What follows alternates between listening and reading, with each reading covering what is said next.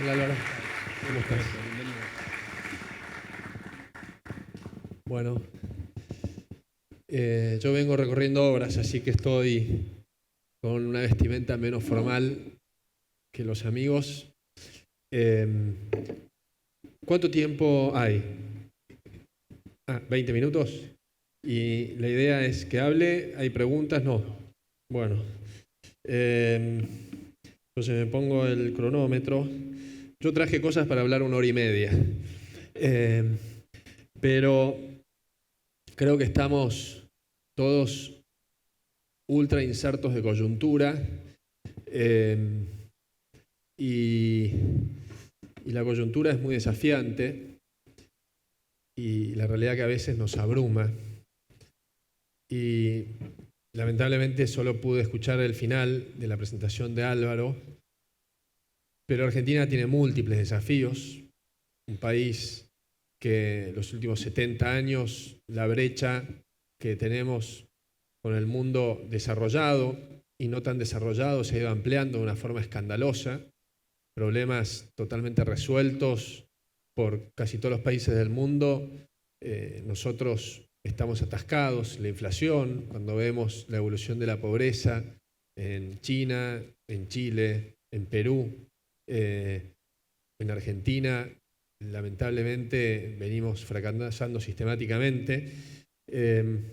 Pero yo quiero abstraerme un minutito de la coyuntura, porque lo que ha transmitido Mauricio es que hemos trabajado para construir los cimientos. Los cimientos son los cimientos macroeconómicos para resolver el problema de la inflación, los cimientos de infraestructura para conectar nuestro país, para salvar vidas, para desarrollar el federalismo, los cimientos institucionales para que tengamos un país con reglas claras, un país donde pueda existir el disenso. Y muchas veces es difícil de entender qué significa esto, porque en el mientras tanto, y principalmente en los últimos 18 meses, el bolsillo ajusta a todos, obviamente con muchísimo más impacto a los que menos tienen, si bien hemos tenido una política de acompañamiento a la más vulnerable, que quizás ha sido la más importante en nuestra historia. Y ahí es donde todo se confunde. Entonces, yo traje 2 casos, que voy a hablar de solo uno, de los cuales con algunos de ustedes que son amigos de la Fundación, algunas cosas hemos compartido, pero ahora lo traje como un caso, que es el tren de carga.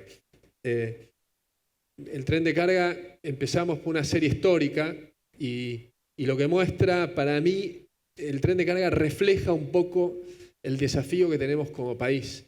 Estoy desarrollando esto para que logremos entenderlo con la mayor cantidad de información posible de qué nos pasó a nosotros con respecto al mundo.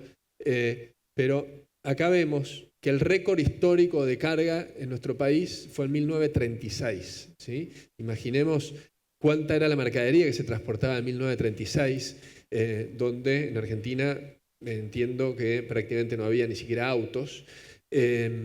Y uno de nuestros puntos mínimos fue en el 2015, con la mitad de la carga transportada en 1936. Cuando vemos esto respecto al mundo, que es una que no está, lo que encontramos es que Estados Unidos, China, Canadá, Brasil crecen sistemáticamente y acá lo que tenemos es este desafío en el cual resta una enormidad de tiempo de pasar de ese casi mínimo histórico. Tenemos otro hacia principios de los 90, antes de que se privaticen los trenes de carga, de pasar de 18 toneladas y media a casi a 23 toneladas y medias, estimado en el 2020, pero el camino que queda es enorme. Y hago un doble clic, ¿no? En los trenes de carga hoy hay 6 líneas de trenes de carga, de las cuales 3 son estatales actualmente, y que en ese doble clic, cortando 8 años, o ahí, sí, 8, ¿no? O 9, lo que vemos es cosas muy graves que nos pasaron, no solo en los últimos 70, 80 años, sino en los últimos 10 años. El tren Belgrano Cargas transportaba en el 2011 6 millones de toneladas. Cayó, ahí sí, a su mínimo histórico, esta línea que es actualmente el San Martín, el Urquiza y el Belgrano, a 2,5 millones de toneladas.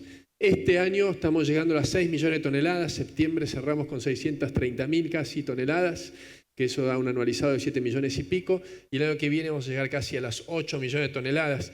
La línea violeta es cantidad de toneladas por personal empleado. En el 2011, con 6 millones de toneladas, tenía 3.300, 3.500 empleados. Se estatiza la línea San Martín y llegamos a las 2,5 millones de toneladas en esos últimos años del kirchnerismo, pasando de 3.300, 3.500 a casi 5.000 empleados, cayendo a mucho menos de la mitad. Entonces, lo que muestra esto como una herramienta de producción y desarrollo pasa a ser un botín, de cierta forma, un elemento de construcción política donde se toma gente, se descuida la gestión y generamos esta catástrofe. Y fíjense esto, ahí tenemos las 3 líneas, el San Martín, el Belgrano y el Urquiza. El San Martín se estatiza ahí por el 2012-2013 con 3.600.000 toneladas y cómo se destruye la carga y el impacto que esto tiene en todas las economías regionales de San Juan, Mendoza, Córdoba, por donde viene el San Martín Cargas. Esto es otro dato, cómo cae el market share de la línea Belgrano Cargas, que es la violeta, de 35 cae a 20 y cómo se recupera en estos 4 años. Esto no lo dije, está implícito, pero venía cayendo una tasa del 20% anual. Es mucho más difícil, mucho más fácil la caída, como siempre en casi todas las cosas, que recuperarse. Venimos creciendo una tasa del 20-30% anual y a pesar de la tasa de crecimiento lo que viene es el 30%. ¿Qué hicimos para que se produzca esto? La renovación integral de la infraestructura, ahora vamos a ver algunos casos, que el tren busque clientes, que entienda que quienes cargan son clientes y no usuarios del tren, algo bastante obvio pero que se había perdido totalmente.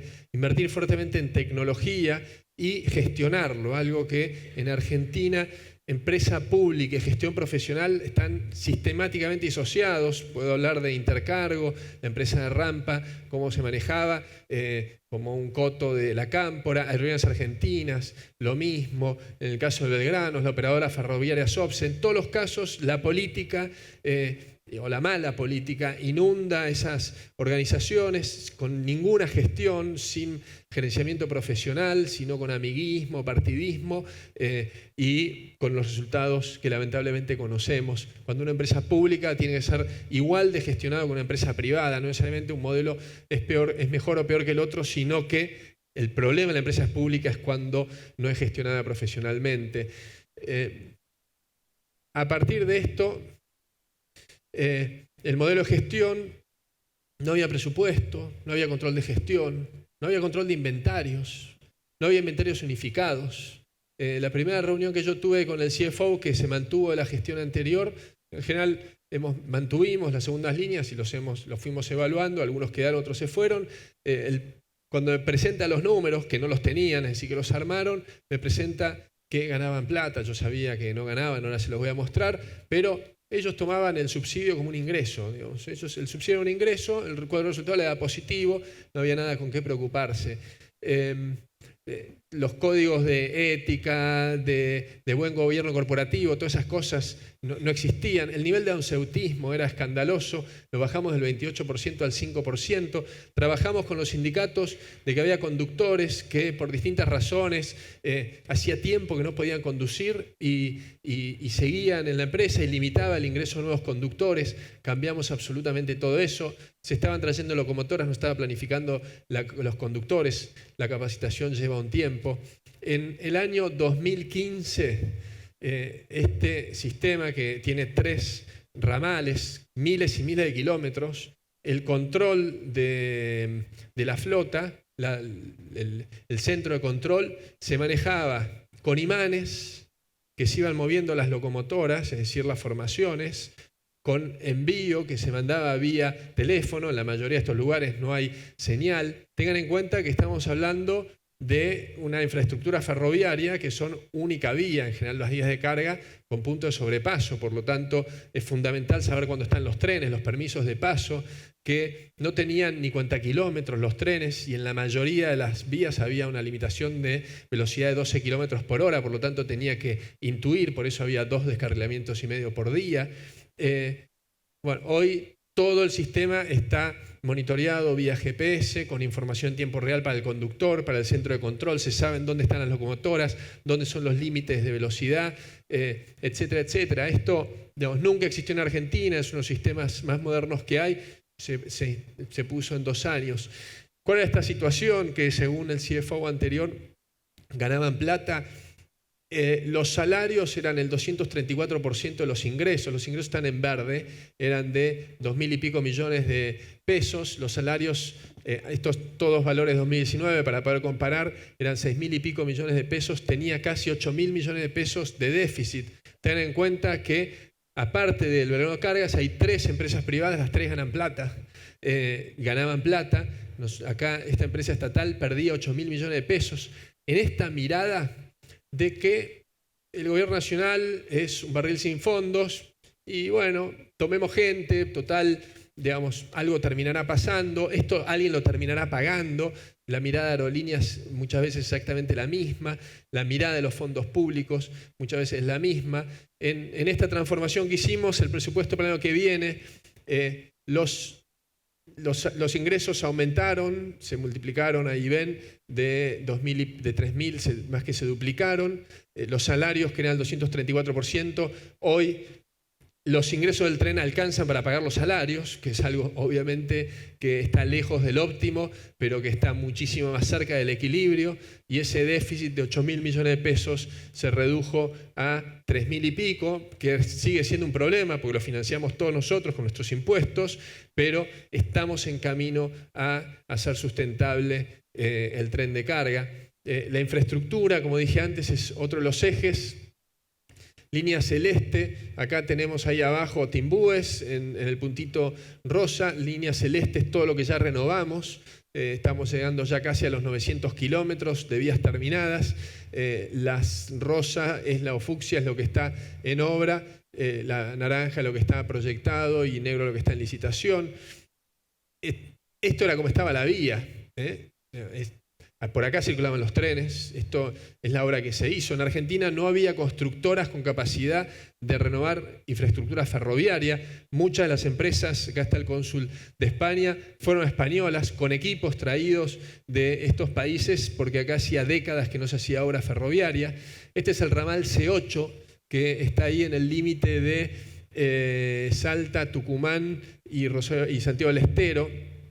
Este ramal se cerró en el año 94, hace 94 son 25 años más o 26 años que no operaba, hoy está en plena construcción.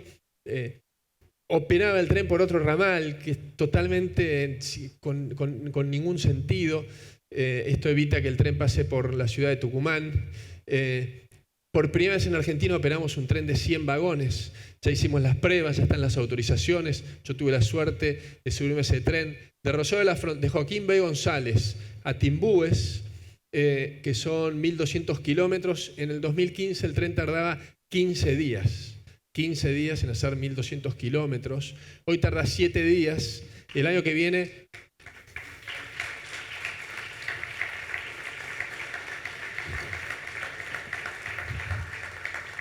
El año que viene el tren va a tardar 3 días. El tren de 2015 era un tren de 45 vagones, 17 toneladas por eje. Perdón, tantos números que le comparta, pero soy economista, es un vicio que tengo profesional. Ahora va a ser un tren de 100 vagones con 22 toneladas por eje, que, digamos, triplica la capacidad. Este tren tiene la capacidad de llevar, no sé si está acá, en el orden de las 6.000 toneladas. Es el equivalente a, si no me equivoco, 250 camiones. Es una transformación muy profunda porque, como les dije antes, hay una sola vía, por lo tanto hay un tren que va, un tren que viene. Los lugares de traspaso hubo que extenderlos para que entre en tren de 100 vagones. Hubo que hacer puentes nuevos. Cuando se planificó inicialmente la obra, se planificó la obra pero no los puentes. Al ser los trenes más pesados, requieren puentes más fuertes. Hubo que hacer puentes nuevos. Entre el 2008 y el 2015 se hicieron 2 puentes. Hicimos nosotros 69 puentes nuevos. Estos son los puertos de Timbúes. Acá hay 3 terminales que ya operan, Renova, Dreyfus y COFCO, 2 nuevas que son inversiones que comenzaron después de que Mauricio haya ganado y se están inaugurando en estos días, o alguna ya se inauguró, que son las de ACA y AGD. Estas que son las últimas inversiones que se hicieron y de las más modernas, que están, si no me equivoco, desde el principio de este siglo, no tenían acceso ferroviario, no había ningún proyecto. Hoy tenemos en plena obra, en un trabajo de participación público-privada, con inversión importante de los privados, financiamiento de los privados a la empresa estatal con la venta futura de carga, una inversión de 122 millones de dólares que está en obra, el desvío ferroviario, la nueva playa de transferencia, va a ser la playa más moderna de Latinoamérica, con 10 vías operando al mismo tiempo, y que acá ya el año que viene vamos a poder operar 1 millón de toneladas y llegar a 5 millones de toneladas de mercadería argentina que se exporta con mano de obra que viene en tren. Esto es todos los desvíos. Cuando vos vas generando esto, lo que va generando son inversiones a la vera del tren, de puntos de acopio. El punto de acopio necesita inversión, de vías para que llegue el tren, vías con trenes de mayor peso. Cada una de estas son inversiones privadas. En muchos casos nosotros les damos el material ferroviario que potencian el tren. Acá perdí todo esto son, que no voy a entrar en detalle, son cargas nuevas que no había en diciembre del 2015, que hoy está generando el tren. Vino desde San Juan a Rosario, piedra desde San Juan a Rosario, rollizos de pino que están viniendo desde Corrientes a puertos ahí en el río Uruguay, autopartes que está manejando Renault en el tren, que no manejaba hace muchísimo, clinker de Holcim que viene del norte a una planta que está por acá en algún lugar que viene por tren, y estamos trabajando estábamos en 2,5 millones de toneladas, el verano carga estamos en 7. Es un tren que podemos llegar a las 12, 13 millones de toneladas. Tengan en cuenta que todo el sistema manejaba 18 millones de toneladas, y toda la carga que el tren va generando en distintos lugares del país y el empleo que esto genera en cada de esos lugares.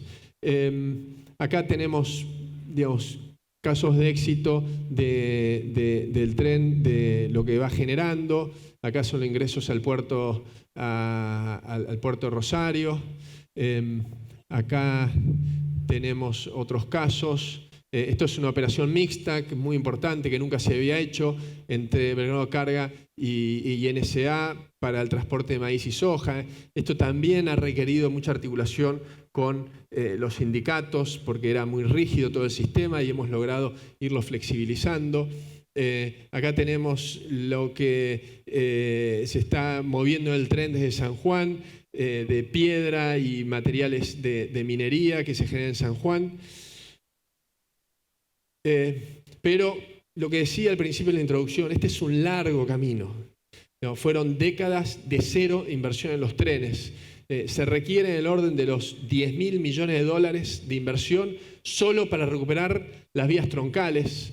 Esto incluye lo que estamos invirtiendo en la línea Belgrano, pero la realidad es que queda un largo camino y esto hay que financiarlo. Este financiamiento hoy está siendo vía de los chinos, es un esfuerzo enorme el financiamiento de esto, la recuperación integral de todos estos kilómetros de vías. Lleva mucho tiempo hacer esto, obviamente el potencial para el país es enorme. Este es un proyecto muy avanzado que tenemos, con financiamiento también chino para la recuperación del tren San Martín de cargas, una inversión de 2.000 millones de dólares.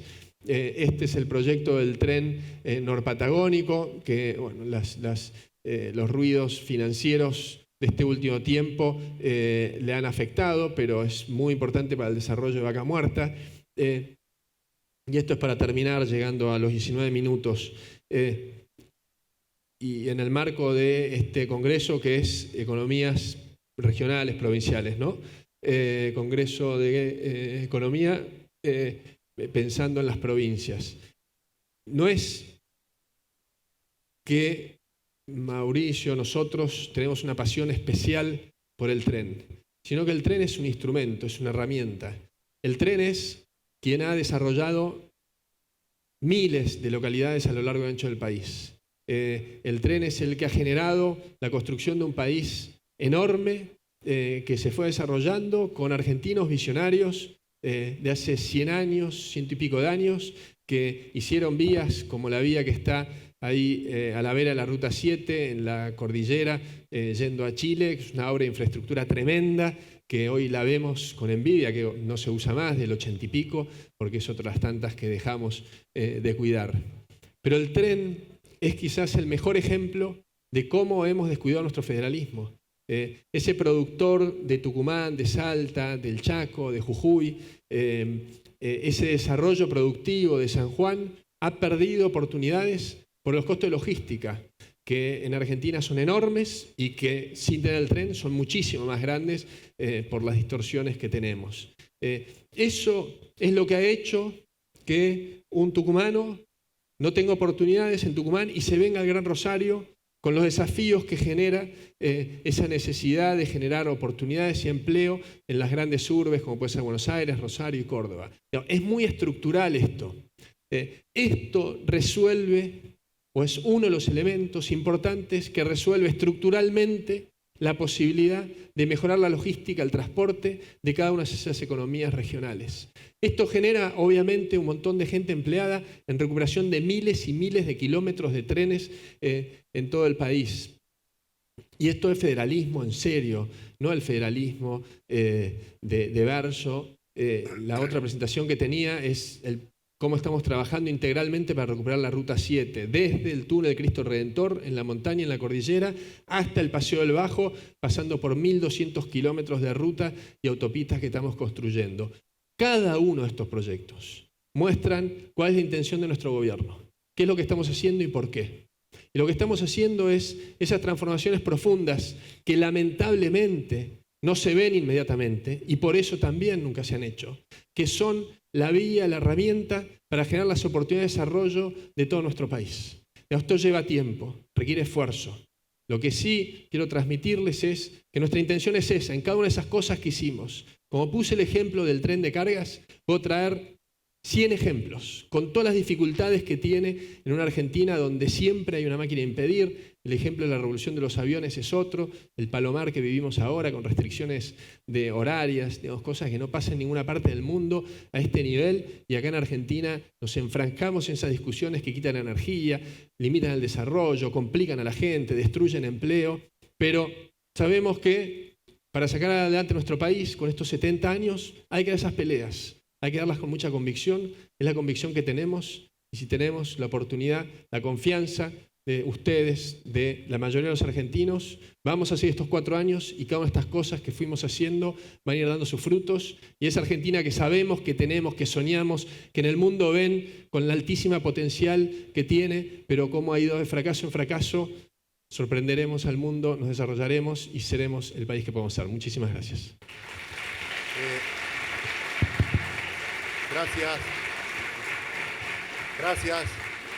Gracias, Guillo. Antes de despedirte y de dar por finalizado este congreso, te quiero pedir una reflexión corta sobre este tema. Yo me siento del lado de los que nos ilusionamos mucho con este gobierno, cuando inició este gobierno. Muchos otros argentinos probablemente no, es el juego de la democracia, pero ahora esos que nos ilusionamos estamos en un estado así de cierta incertidumbre por los resultados que hubo un poco inesperados, que hubo en las PASO, por esta sensación que se vive. Me gustaría que cierres con una reflexión sobre eso, sobre lo que viene, sobre lo que esperás que pase. Bueno, fácil la pregunta. Vamos a ir a un balotaje, principalmente por la convicción de millones de argentinos entre los cuales están muchos de ustedes.